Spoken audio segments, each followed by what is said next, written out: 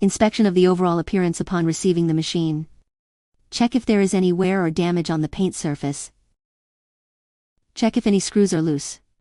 If so, use the tools provided in the toolkit to tighten them. Operating instructions before using the machine. There is a diesel engine oil filling port both below the fuel tank and below the muffler. Add engine oil up to the halfway mark on the dipstick. There is a white fuel tank switch under the fuel tank. Vertical position is on. Horizontal position is OFF. Open the fuel tank and fill it with 0- diesel fuel. Open the air filter bottom case. Add 1 centimeter of engine oil inside the bottom case. Install the bottom casing.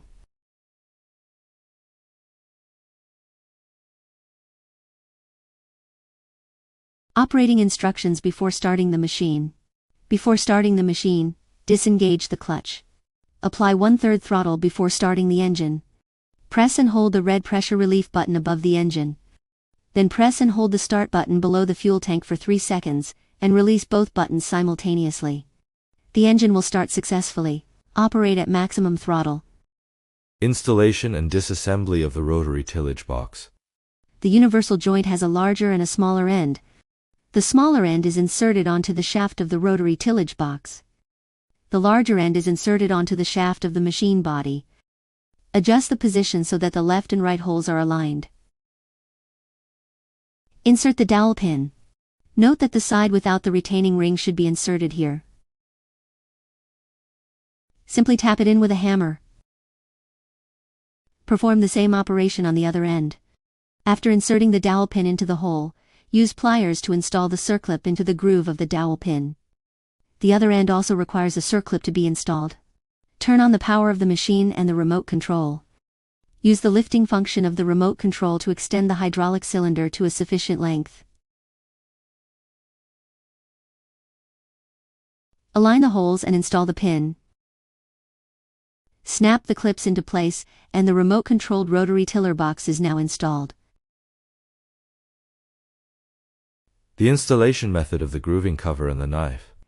Align the cover with the housing, then unscrew the screws on the tailstock. Align the holes on the housing and tighten the screws. Unscrew one nut from the end of the tie rod with the nut. Align the holes, fix the tie rod to the tailstock, and tighten the screws. Tighten the removed nut onto the part of the tie rod that protrudes from the cover. The cover installation is complete. Now install the furrowing blade. Align the holes on the furrowing blade holder with the holes on the shaft, and insert the shaft. The machine rotates clockwise. The blade tip must be installed counterclockwise. After aligning the holes, insert the pin and secure the clip. Rotary tiller housing and tool installation. Align the tailstock holes with the holes on the gearbox. Insert the screws into the corresponding holes and tighten them. When installing the rotary tiller blades, ensure the cutting edges face forward. Align the holes on the shaft and insert the rotary tiller blades. Insert the pins and secure the clips.